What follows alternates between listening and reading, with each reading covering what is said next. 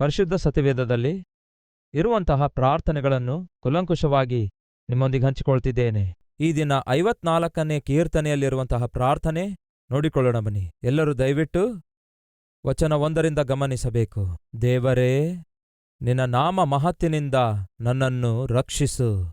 ನಿನ್ನ ಪರಾಕ್ರಮದಿಂದ ನನ್ನ ನ್ಯಾಯವನ್ನು ಸ್ಥಾಪಿಸು. ದೇವರೇ, ನನ್ನ ಪ್ರಾರ್ಥನೆಯನ್ನು ಲಾಲಿಸು. ನನ್ನ ಮಾತುಗಳಿಗೆ ಕಿವಿಗೊಡು. ಅನ್ಯರು ನನಗೆ ವಿರೋಧವಾಗಿ ನಿಂತಿದ್ದಾರೆ. ಬಲಾತ್ಕಾರಿಗಳು ನನ್ನ ಪ್ರಾಣವನ್ನು ತೆಗೆಯಬೇಕೆಂದಿದ್ದಾರೆ. ಅವರು ದೇವರನ್ನು ಲಕ್ಷಿಸುವುದೇ ಇಲ್ಲ. ಇಗೋ, ದೇವರೇ ನನಗೆ ಸಹಾಯಕನು. ಕರ್ತನೇ ನನ್ನ ಪ್ರಾಣವನ್ನು ಕಾಪಾಡುವವನು. ನನ್ನ ಕೆಡುಕಿಗೆ ಸಮಯ ನೋಡುವವರು ತಾವೇ ಕೇಡನ್ನು ಅನುಭವಿಸಲಿ. ನೀನು ನಂಬಿಗಸ್ತನಲ್ಲವೇ? ಅವರನ್ನು ನಿರ್ಮೂಲ ಮಾಡು. ನಾನು ಸಂತೋಷದಿಂದ ನಿನಗೆ ಯಜ್ಞವನ್ನು ಸಮರ್ಪಿಸುವೆನು. ಯೆಹೋವನೇ, ನಿನ್ನ ನಾಮ ಉತ್ತಮವಾಗಿದೆ. ನಿನ್ನ ಹೆಸರಿಗಾಗಿ ನಾನು ಕೃತಜ್ಞತೆ ಸ್ತುತಿಯನ್ನು ಸಲ್ಲಿಸುತ್ತೇನೆ. ಸರ್ವ ಆಪತ್ತುಗಳಿಂದ ಆತನು ನನ್ನನ್ನು ಬಿಡಿಸಿದ್ದಾನೆ. ನನ್ನ ಶತ್ರುಗಳ ಗತಿಯನ್ನು ನೋಡಿ ನನ್ನ ಕಣ್ಣು ಸಂತೋಷಿಸುತ್ತಾ ಇದೆ.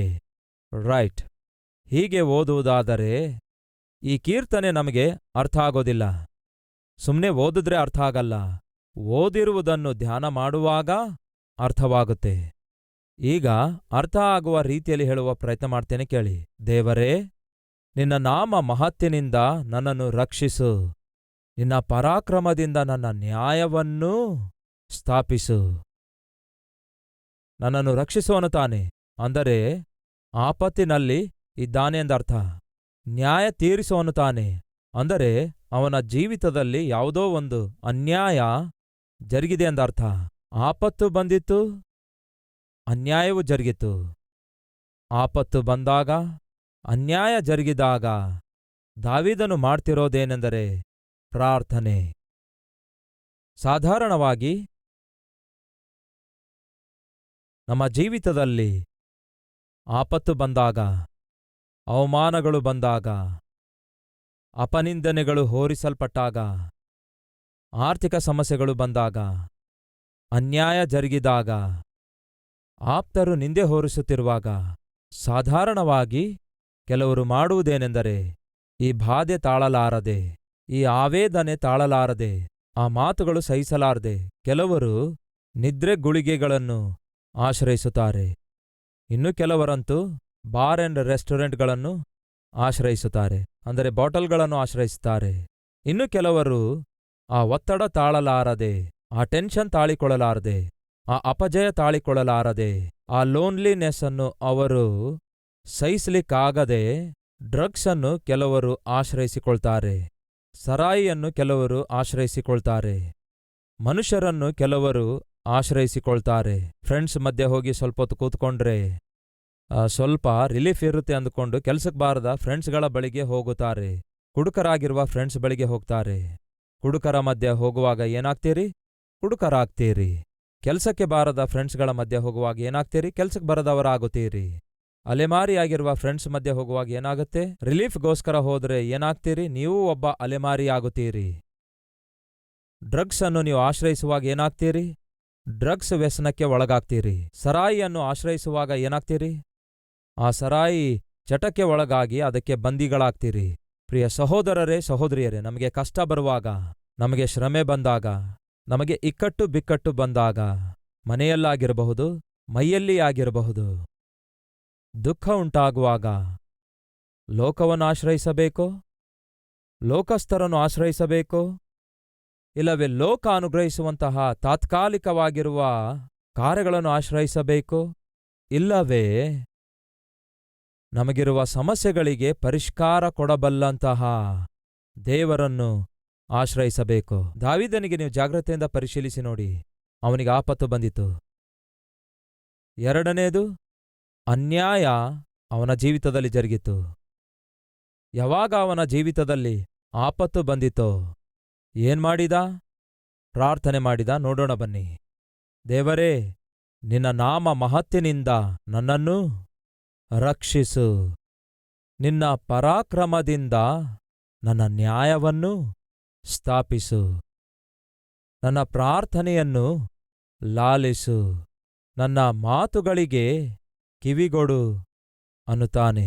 ಮತ್ತೊಮ್ಮೆ ಜ್ಞಾಪಕಗೊಳಿಸುತ್ತೇನೆ ಕೇಳಿ. ದಾವೀದನು ನೀತಿವಂತನಾಗಿದ್ದ, ದಾವೀದನು ಯಥಾರ್ಥವಂತನಾಗಿದ್ದ, ದಾವೀದನು ಆತ್ಮಿಕನಾಗಿದ್ದ.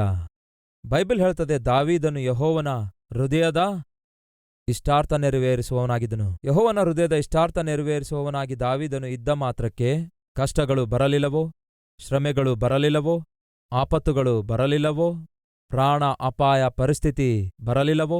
ಬಂದುವು ಪ್ರಿಯರೇ. ಅಷ್ಟು ಆತ್ಮಿಕನಾಗಿದ್ರೂ ಕೂಡ, ನೀತಿಯಿಂದ ಜೀವಿಸಿದರೂ ಕೂಡ, ಯಥಾರ್ಥನಾಗಿ ಜೀವಿಸಿದರೂ ಕೂಡ, ದೇವರಿಗೆ ಇಷ್ಟಕರವಾಗಿ ಜೀವಿಸಿದಾಗ್ಯೂ ಕೂಡ ಆಪತ್ತುಗಳು ಬಂದುವು, ಕಷ್ಟಗಳು ಬಂದುವು, ಶ್ರಮೆಗಳು ಬಂದುವು, ಪ್ರಾಣ ಅಪಾಯ ಪರಿಸ್ಥಿತಿ ಬಂದಿತು. ಹಾಗೆಂದ ಮಾತ್ರಕ್ಕೆ ನಿರಾಶನಾದನೋ, ನಿರುತ್ಸಾಹಕ್ಕೆ ಒಳಗಾದನೋ? ಈಗ ತಾನೇ ಹೇಳಿದ ಹಾಗೆ ಕೆಲವರ ಜೀವಿತದಲ್ಲಿ ಶ್ರಮೆಗಳು ಕಷ್ಟಗಳು ಬಂದಾಗ ಅವರು ಏನ್ಮಾಡ್ತಾರೆ? ಅವರು ಸರಾಯಿಯನ್ನು ನಂಬುತ್ತಾರೆ, ಇಲ್ಲವೇ ಮನುಷ್ಯರನ್ನು ನಂಬುತ್ತಾರೆ, ಡ್ರಗ್ಸ್ ಅನ್ನು ನಂಬುತ್ತಾರೆ, ಮತ್ತು ಪದಾರ್ಥ ನಂಬುತ್ತಾರೆ, ಮತ್ತು ಮಾತ್ರೆಗಳನ್ನು ನಂಬುತ್ತಾರೆ. ಯಾಕೆಂದರೆ ಅವುಗಳೇ ಅವರಿಗೆ ಉಪಶಮನ ಕೊಡ್ತವೆ ಅಂದುಕೊಳ್ತಾರೆ ಅವರು. ಆದರೆ ಈ ದಿನ ನಿಮ್ಮ ಜೀವಿತದಲ್ಲಿ ಕಷ್ಟವಾಗಲಿ, ಆಪತ್ತುಗಳಾಗಲಿ, ಅವಮಾನಗಳಾಗಲಿ, ಅನಾರೋಗ್ಯವಾಗಲಿ, ಆರ್ಥಿಕ ತೊಂದರೆಯಾಗಲಿ, ಅಪನಿಂದನೆಗಳಾಗಲಿ ಹಾದು ಹೋಗುತ್ತಿರುವುದಾದರೆ ಕೇಳಿರಿ. ನೀವು ಆಶ್ರಯಿಸಬೇಕಾದದ್ದು ನಿಮಗೋಸ್ಕರ ಪ್ರಾಣ ಕೊಟ್ಟಂತಹ, ನಿಮ್ಮನ್ನು ಪ್ರಾಣ ಕೊಡುವಷ್ಟು ಪ್ರೀತಿಸುವಂತಹ ಕರ್ತನಾದ ಯೇಸುಕ್ರಿಸ್ತನನ್ನು. ಮೊದಲನೇದಾಗಿ ನಾವು ಅರ್ಥ ಮಾಡಿಕೊಳ್ಳಬೇಕಾದದ್ದೇನೆಂದರೆ, ಆಪತ್ತುಗಳು ಸಹಜವಾಗಿ ಬರ್ತವೆ. ಆತ್ಮೀಕರಾಗಿರಬಹುದು, ಆತ್ಮೀಕ ಹೀನನೇ ಆಗಿರಬಹುದು, ಆಪತ್ತುಗಳು ಬರ್ತವೆ. ಬೈಬಲ್ನಲ್ಲಿ ಒಂದು ಒಳ್ಳೆ ಮಾತಿದೆ, ನೋಡಿಕೊಳ್ಳೋಣ ಬನ್ನಿ. ಯೋಹಾನ ಸುವಾರ್ತೆ 11ನೇ ಅಧ್ಯಾಯ ವಚನ 1 ಓದುತ್ತಿದ್ದೇನೆ. ಮರಿಯಳು, ಆಕೆಯ ಸಹೋದರಿಯಾದ ಮಾರ್ತಳು ಎಂಬ ಅಕ್ಕತಂಗಿಯರಿದ್ದ ಊರಾಗಿರುವ ಬೆಥಾನ್ಯದಲ್ಲಿ ಲಾಜರನು ಎಂಬ ಒಬ್ಬನು ಅಸ್ವಸ್ಥನಾಗಿದ್ದನು. ಲಾಜರನ ಆರೋಗ್ಯ ಕೆಟ್ಟೋಗಿತ್ತೆಂಬುದು ಸ್ಪಷ್ಟವಾಗಿದೆ. ಅಷ್ಟಕ್ಕೂ ಲಾಜರನು ಯಾರು? ಲಾಜರನಿಗೂ ದೇವರಿಗೂ ಮಧ್ಯೆ ಇರುವ ಸಂಬಂಧ ಏನಾಗಿದೆ? ನೋಡೋಣ ಬನ್ನಿ. 3ನೇ ವಚನದಲ್ಲಿ ಲಾಜರನು ಅಸ್ವಸ್ಥನಾಗಿದ್ದಾಗ, ವ್ಯಾಧಿ ಬಂದಾಗ, ಮರಿಯ ಮಾರ್ತಳಿಬ್ಬರು ಯೇಸುವಿಗೆ ಏನೆಂದು ವಾರ್ತೆ ಕಳಿಸುತ್ತಿದ್ದಾರೆ ನೋಡೋಣ ಬನ್ನಿ. ಅವನ ಅಕ್ಕಂದಿರು, ಸ್ವಾಮೀ, ಇಲ್ಲವೇ ಪ್ರಭುವೇ, ಇಗೋ, ನೀನು ಪ್ರೀತಿಸುವ ನಿನ್ನ ಮಿತ್ರನು ಅಸ್ವಸ್ಥನಾಗಿದ್ದಾನೆ ಎಂಬುದಾಗಿ ಆತನಿಗೆ ವರ್ತಮಾನವನ್ನು ಹೇಳಿ ಕಳುಹಿಸಿದರು. ಇಲ್ಲಿ ಏನು ಅರ್ಥ ಆಗುತ್ತೆ ನಿಮಗೆ? ದೇವರು ನಮಗೆ ಬಹಳವಾಗಿ ಪ್ರೀತಿಸಿದ ಮಾತ್ರಕ್ಕೆ ವ್ಯಾಧಿ ಬಾಧೆಗಳು ಬರಲಾರದೇ ಇರೋದಿಲ್ಲ. ಲಾಜರನಿಗೆ ಯೇಸು ಬಹಳವಾಗಿ ಪ್ರೀತಿ ಮಾಡ್ತಾರೆ, ಆದಾಗ್ಯೂ ಲಾಜರನಿಗೆ ರೋಗ ಬಂದಿತು. ದಾವೀದನಿಗೂ ದೇವರು ಬಹಳವಾಗಿ ಪ್ರೀತಿಸಿ ರಾಜನಾಗಿ ಅಭಿಷೇಕಿಸುತ್ತಾರೆ, ಆದಾಗ್ಯೂ ದಾವೀದನಿಗೆ ಪ್ರಾಣ ಅಪಾಯ ಸ್ಥಿತಿಗಳು ಬಹಳ ಸಾರಿ ಬಂದುವು. ಪ್ರಿಯ ಸಹೋದರ ಸಹೋದರಿಯರೇ, ದಯವಿಟ್ಟು ಕೇಳಿ. ನಾವು ವಾಕ್ಯಾನುಸಾರವಾಗಿ ಜೀವಿಸಿದರೂ ಕೂಡ, ದೇವರಿಗೆ ಅಂಗೀಕಾರವಾಗಿ ಜೀವಿಸಿದರೂ ಕೂಡ, ಆತನ ಚಿತ್ತಾನುಸಾರವಾಗಿ ನಾವು ಬದುಕಿದರೂ ಕೂಡ ಶ್ರಮೆಗಳು ಬರ್ತವೆ, ಕಷ್ಟಗಳು ಬರ್ತವೆ, ಇಕ್ಕಟ್ಟು ಬಿಕ್ಕಟ್ಟುಗಳು ಬರ್ತವೆ, ವ್ಯಾಧಿ ಬಾಧೆಗಳು ಬರ್ತವೆ, ಎಷ್ಟೋ ಕಷ್ಟಗಳನ್ನು ನಾವು ಹಾದು ಹೋಗಬೇಕಾಗತ್ತೆ. ಆದರೆ ಇವೆಲ್ಲವುಗಳ ಮಧ್ಯ ದೊಡ್ಡ ಸತ್ಯವೇನೆಂದರೆ, ದೇವರೇ ನಮ್ಮ ಸಂಗಡ ಇರುತ್ತಾರೆ. ಯಾರು ನಮ್ಮ ಸಂಗಡ ಇರುತ್ತಾರೆ? ದೇವರೇ ನಮ್ಮ ಸಂಗಡ ಇರುತ್ತಾರೆ. ಡೇವಿಡ್ ಲಿವಿಂಗ್ಸ್ಟನ್ ಎಂಬ ಭಕ್ತನು ಒಂದು ಮಾತನ್ನು ಹೇಳ್ತಾನೆ, ದೇವರೇ, ಈ ಪ್ರಪಂಚದಲ್ಲಿ ಎಷ್ಟೇ ಪ್ರಮಾದಕರವಾದಂತಹ ಪ್ರಾಂತ್ಯಕ್ಕೆ ಸುವಾರ್ತೆಯನ್ನು ಪ್ರಕಟಿಸುವುದಕ್ಕಾಗಿ ನನ್ನನ್ನು ಕಳುಹಿಸಿಕೊಡು. ಖಂಡಿತವಾಗಿ ನಾನು ಹೋಗ್ತೇನೆ. ಎಂಥದೇ ಪ್ರಮಾದಕರವಾದ ಪ್ರಾಂತ್ಯಕ್ಕಾಗಲಿ, ಪ್ರದೇಶಕ್ಕಾಗಲಿ, ಪ್ರಜೆಗಳ ಮಧ್ಯಕ್ಕಾಗಲಿ ನನ್ನನ್ನು ಕಳುಹಿಸು. ಖಂಡಿತವಾಗಿ ನಾನು ಹೋಗ್ತೇನೆ. ಆದರೆ ನನಗೊಂದು ಮಾತು ಕೊಡು. ನೀನು ನನ್ನೊಂದಿಗೆ ಬರುತ್ತೀಯೆಂದು ಮಾತು ಕೊಡು. ನೀನು ನನ್ನ ಸಂಗಡ ಇರುವುದಾದರೆ ಎಷ್ಟೇ ದೊಡ್ಡ ಪ್ರಮಾದ ಬಂದರೂ ಖಂಡಿತವಾಗಿ ನಾನು ಎದುರಿಸುತ್ತೇನೆ ಅನ್ನುತ್ತಾರೆ. ಈಗ ನನ್ನ ಪ್ರಶ್ನೆ, ನಿಮ್ಮಲ್ಲಿ ಎಷ್ಟು ಜನರಿಗೆ ನಂಬಿಕೆ ಇದೆ ದೇವರು ನನ್ನ ಸಂಗಡ ಇದ್ದಾರೆ ಎಂಬ ನಂಬಿಕೆಯುಳ್ಳಂಥವರು ಕೈ ತೋರಿಸ್ತೀರಾ? Thank you brothers and sisters. ದೇವರು ನಮ್ಮ ಸಂಗಡವಿರುವುದಾದರೆ ನಾವು ಭಯಪಡುವ ಅವಶ್ಯಕತೆ ಇದೆ ಅಂತೀರಾ? ಇಲ್ವೇ ಇಲ್ಲ. ಆತನು ನಮ್ಮ ಸಂಗಡ ಇರುವುದಾದರೆ ಯಾವುದೇ ಆಗಲಿ ಧೈರ್ಯದಿಂದ ನಾವು ಎದುರಿಸಬಹುದು, ಯಾವುದೇ ಆಗಲಿ ನಾವು ಜಯಿಸಬಹುದು. ಯಾಕೆಂದರೆ ನಮ್ಮ ಸಂಗಡ ಇರುವಂತಹ ದೇವರು ಯಾವತ್ತಿಗೂ ಕೂಡ ಸೋತು ಹೋಗೋದಿಲ್ಲ. ಹಾಗೆಯೇ ಎಂದೇ ಆಗಲಿ ನಮ್ಮನ್ನು ಕೂಡ ಸೋತು ಹೋಗಲು ಬಿಡಲ್ಲ ಎಂಬ ವಾಸ್ತವವನ್ನು ಮರೆಯಬೇಡಿ. ಲಾಜರನಿಗೆ ರೋಗ ಬಂದಾಗ ವಾಸ್ತವದಲ್ಲಿ ಜರುಗಿದ್ದೇನೆಂದರೆ, ಮಾರ್ತಾ ಮರಿಯಳಿಬ್ಬರು ಯೇಸುವಿಗೆ ಹೇಳಿ ಕಳಿಸುತ್ತಾರೆ. ಏನೆಂದು ಹೇಳಿ ಕಳಿಸುತ್ತಾರೆ ಗೊತ್ತಾ? ಯೇಸುವೇ, ನೀನು ಪ್ರೀತಿಸುವಂತಹ ಲಾಜರನು ರೋಗಿಯಾಗಿ ಇದ್ದಾನೆ ಎಂದು ಹೇಳಿ ಕಳಿಸುತ್ತಾರೆ. ಯೇಸು ಆ ಊರಿಗೆ ಬಂದಾಗ ಆಗಲೇ ಎಷ್ಟು ದಿವಸ ಆಗಿತ್ತು ಲಾಜರನು ಸತ್ತು? ಎಷ್ಟು ದಿವಸ ಆಗಿತ್ತು? 4 ದಿವಸ ಆಗಿತ್ತು. ಯೇಸು ಕ್ರಿಸ್ತನಿಗೆ ಈ ಸುದ್ದಿ ಮುಟ್ಟಿತ್ತು. ಒಬ್ಬ ವ್ಯಕ್ತಿ ಬಂದು ಈ ಸುದ್ದಿ ತಿಳಿಸ್ತಾನೆ, ಯೇಸುವೇ, ಮರಿಯ ಮಾರ್ತಳಿಬ್ಬರು ಈ ವಾರ್ತೆ ನಿನಗೆ ಹೇಳಂದಿದ್ದಾರೆ. ನೀನು ಪ್ರೀತಿಸುವಂತಹ ಲಾಜರನು ಅಸ್ವಸ್ಥನಾಗಿದ್ದಾನೆ. ಈ ವಿಷಯ ನಿನಗೆ ತಿಳಿಸಂದಿದ್ದಾರೆ, ನೀನು ಬರಬೇಕೆಂದು ಹೇಳಿದ್ದಾರೆ ಎಂದು ಹೀಗೆ ಆ ವ್ಯಕ್ತಿ ಬಂದು ಯೇಸುವಿಗೆ ಹೇಳುತ್ತಾನೆ. ಅದನ್ನು ನೋಡೋಣ ಬನ್ನಿ. ಮತ್ತೆ ಓದುತ್ತಿದ್ದೇನೆ. ಯೋಹಾನ ಸುವಾರ್ತೆ 11ನೇ ಅಧ್ಯಾಯ ವಚನ 3ರಿಂದ. ಅವನ ಅಕ್ಕಂದಿರು, ಸ್ವಾಮೀ, ಇಗೋ, ನಿನ್ನ ಪ್ರಿಯ ಮಿತ್ರನು ಅಸ್ವಸ್ಥನಾಗಿದ್ದಾನೆ ಎಂಬುದಾಗಿ ಆತನ ಬಳಿಗೆ ವರ್ತಮಾನವನ್ನು ಹೇಳಿ ಕಳುಹಿಸಿದರು. ಯೇಸು ಅದನ್ನು ಕೇಳಿ, ಅಂದರೆ ಯಾರೋ ಒಬ್ಬ ವ್ಯಕ್ತಿ ಬಂದು ಯೇಸುವಿಗೆ ಈ ವರ್ತಮಾನವನ್ನು ತಿಳಿಸುತ್ತಾನೆ. ಅದನ್ನು ಯೇಸು ಕೇಳಿಸಿಕೊಳ್ತಾರೆ. ಕೇಳಿದಂತಹ ಯೇಸು ಏನ್ ಹೇಳ್ತಾರೆಂದು ನೋಡೋಣ ಬನ್ನಿ. ಯೇಸು ಅದನ್ನು ಕೇಳಿ, ಈ ವ್ಯಾಧಿ ಏನಂತೆ? ಈ ವ್ಯಾಧಿ ಮರಣಕ್ಕಾಗಿ ಬಂದದ್ದು ಅಲ್ಲ, ಆದರೆ ದೇವಕುಮಾರನಿಗೆ ಇದರಿಂದ ಮಹಿಮೆಯುಂಟಾಗುವ ಹಾಗೆ ದೇವರ ಮಹಿಮೆಗೋಸ್ಕರವೇ ಬಂದಿದೆ ಅಂದನು. ಎಷ್ಟು ಅದ್ಭುತ ನೋಡಿ! ಈ ವ್ಯಾಧಿ ಮರಣಕ್ಕೋಸ್ಕರ ಬಂದದ್ದು ಅಲ್ಲ. ಇದಾದ ನಂತರ ಆತನು ನಾವು ಯೂದಾಯಕ್ಕೆ ತಿರುಗಿ ಹೋಗೋಣವೆಂದು ತನ್ನ ಶಿಷ್ಯರಿಗೆ ಹೇಳಿದಾಗ ಆತನ ಶಿಷ್ಯರು, ಗುರುವೇ, ಆಗಲೇ ಯೆಹೂದ್ಯರು ನಿನ್ನನ್ನು ಕೊಲ್ಲಬೇಕೆಂದಿದ್ದರು, ತಿರುಗಿ ಅಲ್ಲಿಗೆ ಹೋಗುತ್ತೀಯಾ ಎಂದು ಆತನಿಗೆ ಹೇಳಿದರು.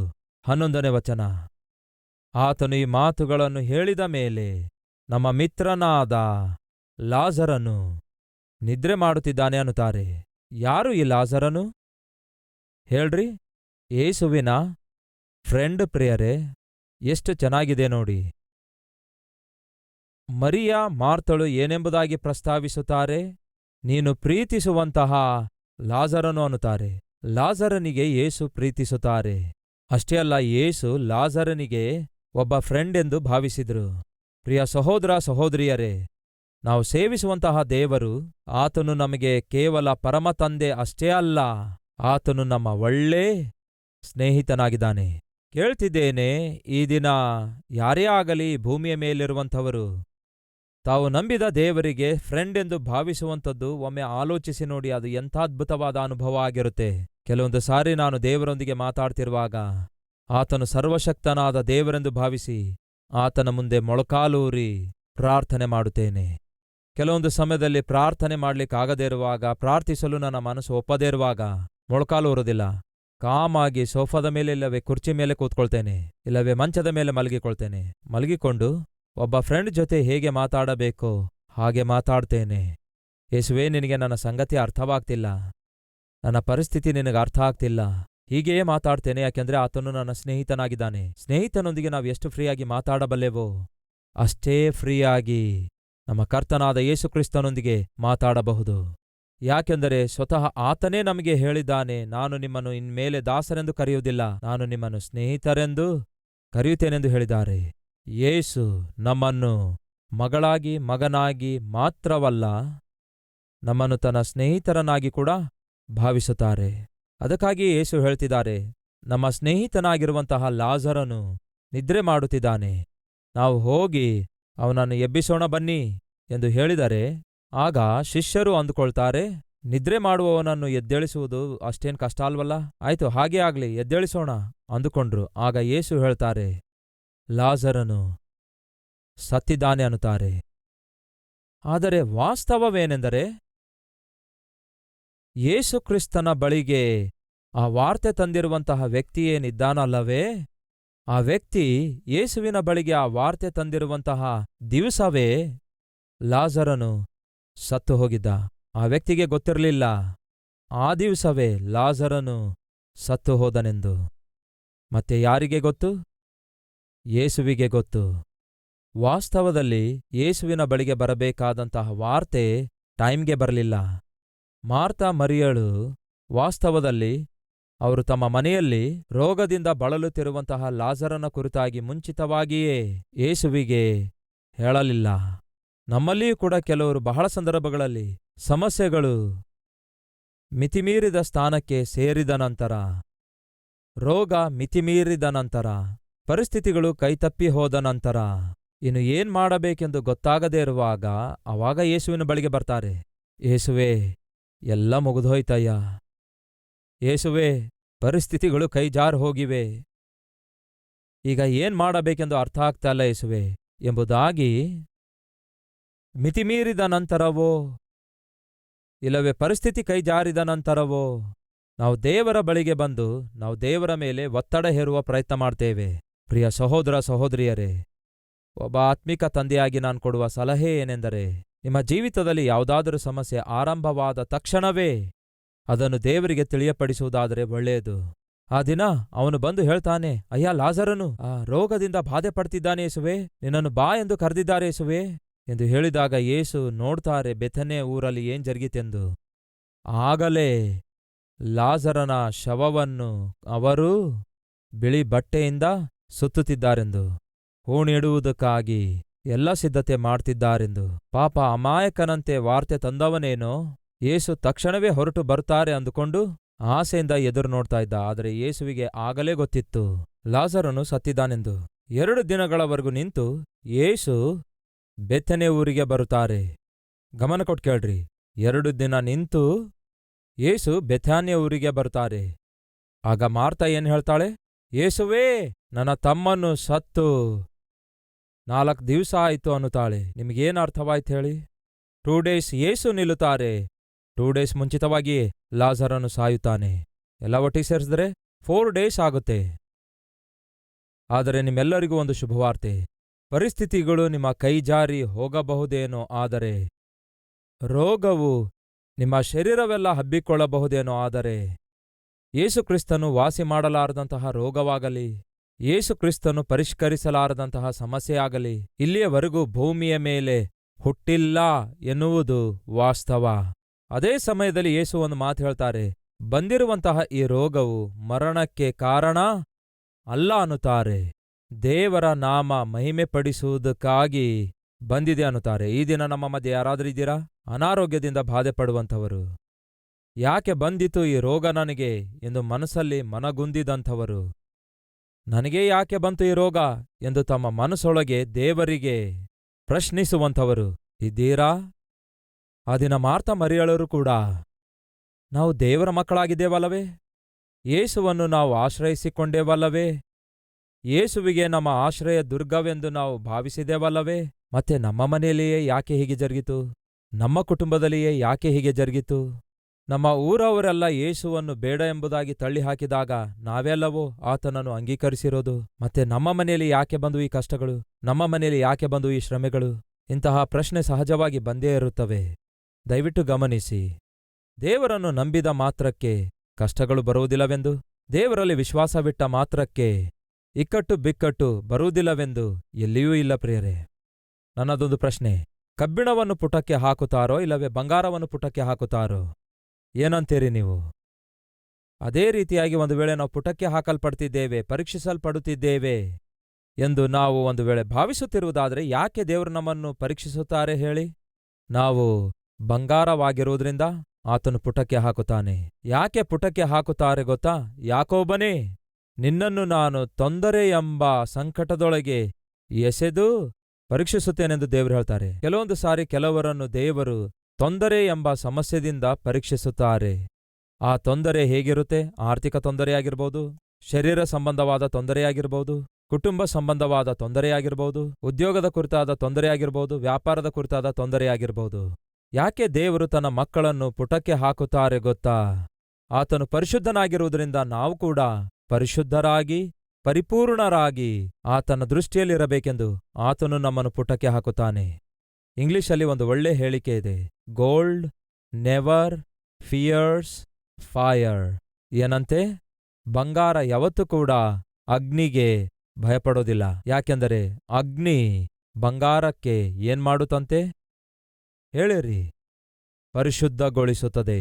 ಹಾಗೆಯೇ ಶ್ರಮೆಗಳು, ಕಷ್ಟಗಳು, ವ್ಯಾಧಿ ಬಾಧೆಗಳು ಕ್ರೈಸ್ತರಿಗೆ ಮೇಲನ್ನೇ ಉಂಟುಮಾಡ್ತವೆ ಹೊರತು ಯಾವತ್ತೂ ಕೂಡ ಕೇಡು ಮಾಡುವ ಅವಕಾಶ ಮಾತ್ರ ಇರೋದೇ ಇಲ್ಲ. ಈ ದಿನ ಒಂದು ವೇಳೆ ಯಾವುದೇ ಶ್ರಮೆಯಿಂದಾಗಲಿ, ಯಾವುದೇ ಕಷ್ಟದಿಂದಾಗಲಿ, ಯಾವುದೇ ಬಾಧೆಯಿಂದಾಗಲಿ, ಯಾವುದೇ ವ್ಯಾಧಿಯಿಂದಾಗಲಿ ಹಾದು ಹೋಗುತ್ತಿರುವುದಾದ್ರೆ ಚಿಂತಿಸಬೇಡಿ. ಅದನ್ನು ನಿಮ್ಮ ಮೇಲಿಗೋಸ್ಕರವೇ ದೇವರು ಅನುಮತಿಸಿದ್ದಾರೆ. ದೇವರು ಆರಿಸಿಕೊಂಡಿರುವಂತಹ ಯೋಸೇಫನು ಕಷ್ಟ ಹಾದು ಹೋಗಲಿಲ್ಲವೋ? ದೇವರು ಆರಿಸಿಕೊಂಡಿರುವಂತಹ ದಾವೀದನು ಕಷ್ಟ ಹಾದು ಹೋಗಲಿಲ್ಲವೋ? ದೇವರು ಆರಿಸಿಕೊಂಡಿರುವಂತಹ ದಾನಿಯೇಲನು ಕಷ್ಟ ಹಾದು ಹೋಗಲಿಲ್ಲವೋ? ದೇವರು ಆರಿಸಿಕೊಂಡಿರುವಂತಹ ಪೌಲನು ಕಷ್ಟ ಹಾದು ಹೋಗಲಿಲ್ಲವೋ? ಖಂಡಿತವಾಗಿ ಕಷ್ಟ ಹಾದು ಹೋಗಿದ್ದಾರೆ.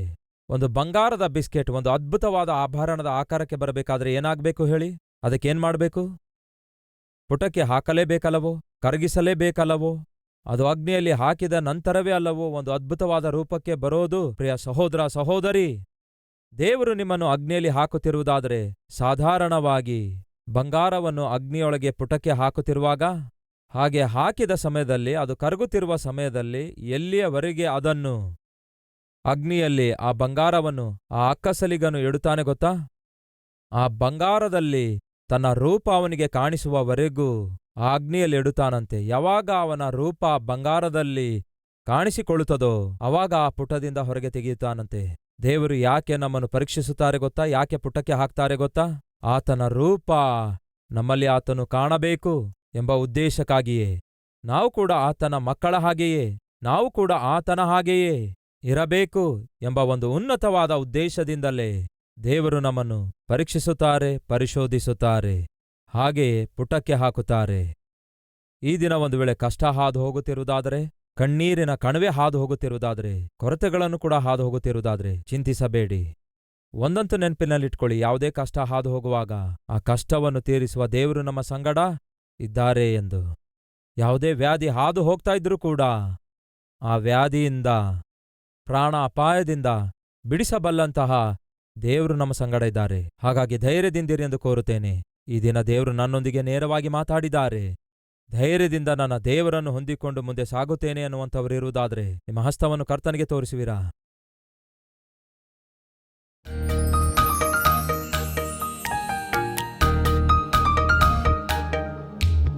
ಮಹಾಪರಿಶುದ್ಧನಾದ ಪ್ರೀತಿಯುಳ್ಳ ತಂದೆಯೇ, ಬಹು ನೇರವಾಗಿ ಬಹು ಸ್ಪಷ್ಟವಾಗಿ ದೇವರೇ 54ನೇ ಕೀರ್ತನೆ ಮೂಲಕ ನಮ್ಮೊಂದಿಗೆ ಮಾತಾಡಿದೀರಿ. ಶ್ರಮೆ ಬಂದಾಗ, ಕಷ್ಟ ಬಂದಾಗ, ಬಾಧೆ ಬಂದಾಗ ದೇವರೇ ನಾವು ಆಶ್ರಯಿಸಬೇಕಾದದ್ದು ಮನುಷ್ಯರನ್ನಲ್ಲ, ಆಶ್ರಯಿಸಬೇಕಾದದ್ದು ದೇವರೇ ಮನುಷ್ಯರ ಸಹಾಯವನ್ನೂ ಅಲ್ಲ, ನಾವು ಆಶ್ರಯಿಸಬೇಕಾದದ್ದು ನಿಮ್ಮನ್ನು ದೇವರೇ. ಈ ದಿನ ಬಹುಶಃ ಯಾರಾದರೂ ಇದ್ದಾರೇನೋ ಅವರಿಗಿರುವ ಸಮಸ್ಯೆಗಳ ನಿಮಿತ್ತ ಮತ್ತು ಪದಾರ್ಥಗಳಿಗೆ, ಡ್ರಗ್ಸ್ಗೆ, ಇಲ್ಲವೇ ಸಾರಾಯಿಗೆ, ಇಲ್ಲವೇ ಮದ್ಯಪಾನಕ್ಕೆ, ದೇವರೇ ಅವುಗಳ ಚಟಕ್ಕೆ ವ್ಯಸನಿಗಳಾಗಿರುವುದಾದರೆ ಈ ದಿನ ಅವರನ್ನು ಆ ಸ್ಥಿತಿಯಿಂದ ಅವರನ್ನು ಬಿಡಿಸಿರಿ ದೇವರೇ. ನಿಮ್ಮ ಮೇಲೆ ಆಧಾರಗೊಂಡು ನೀವು ಮಹತ್ಕಾರ್ಯ ಮಾಡುತ್ತೀರಿ ಎಂದು ನಂಬಿಕೆಯಿಟ್ಟು ನಿಮ್ಮ ನಾಮ ಘನಪಡಿಸುವಂತಹ ಕೃಪೆ ನಮ್ಮೆಲ್ಲರಿಗೂ ನಿತ್ಯವೂ ಅನುಗ್ರಹಿಸಿರೆಂದು ಯೇಸು ಕ್ರಿಸ್ತನ ನಾಮದಲ್ಲಿ ಬೇಡಿ ಹೊಂದಿದ್ದೇವೆ ತಂದೆಯೇ, ಆಮೇನ್.